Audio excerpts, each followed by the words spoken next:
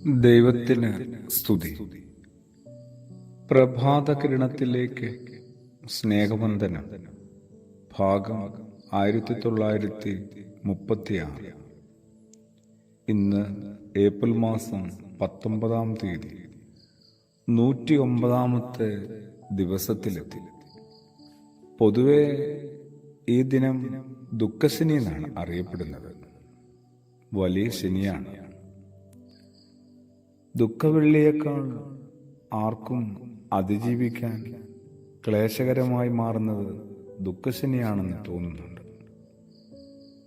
ദുഃഖവെള്ളി നിസ്സാരമാണെന്നല്ല. ദുഃഖവെള്ളി കണ്ടു നിൽക്കാനും ചുംബിക്കാനും മടിയിൽ കിടത്താനുമൊക്കെ മൃതമെങ്കിലും ശരീരം ഉണ്ടല്ലോ കൂട്ടിന്. ദുഃഖശനിയോ കല്ലറയുടെ നിർദ്ദയമായ ഇരുട്ടും മൗനവും. കുരിശിൻ ചവിട്ടി നിൽക്കുമ്പോൾ തോളിൽ ചാരിക്കിടത്തി സാരമില്ല എന്ന് ആശ്വസിപ്പിച്ചവരൊക്കെ അവരവരുടെ ജീവിത തിരക്കുകളിലേക്ക് പിൻവാങ്ങുന്ന ദിവസം കൂടിയാണ് ദുഃഖശനി.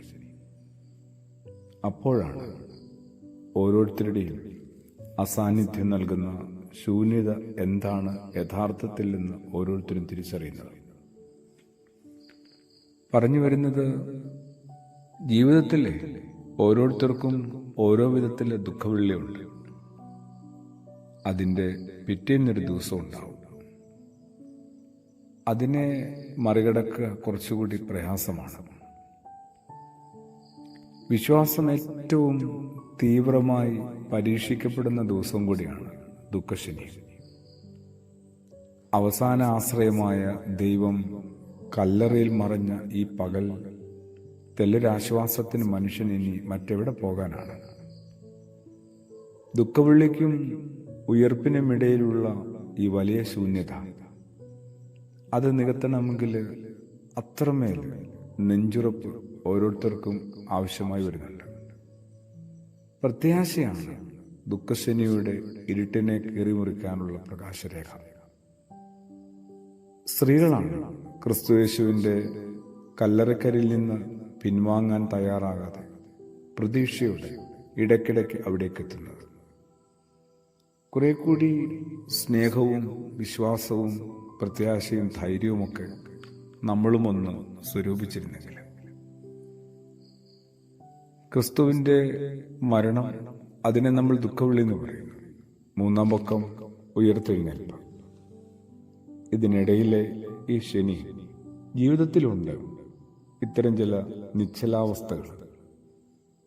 ദൈവത്തെ കുറെ കൂടി ചേർത്ത് പിടിച്ച് ഇതിനെ മറികടക്കാനായിട്ട് ഓരോരുത്തർക്കും സാധിക്കേണ്ടതാണ്. ഭൂമിയിലെ മരണം തരുന്ന കനത്ത ആഘാതങ്ങളിൽ, പ്രിയപ്പെട്ടവരുടെ വിയോഗങ്ങൾ തരുന്ന കനത്ത സ്തംഭനാവസ്ഥയിൽ നിന്ന് മറികടക്കാനായിട്ട് ഉയർപ്പിൻ്റെ ഒരു പ്രത്യാശയുടെ ഒരു തെളിച്ചം ഓരോരുത്തരും ഒന്ന് കണ്ടെത്തി സൂക്ഷിക്കേണ്ടതാണ്. അതെ, ദുഃഖശനിയുടെ പിറ്റേന്ന് ആ ഉയർപ്പിൻ്റെ ഞായറാണ്. എത്രയോ വലിയ പ്രതീക്ഷയുടെയും പ്രത്യാശയുടെയും അവസരമാണ്. നമുക്കും പ്രാർത്ഥനയോടുകൂടി അവൻ്റെ ഉയർപ്പിനായി കാത്തിരിക്കാം. ആമേൻ.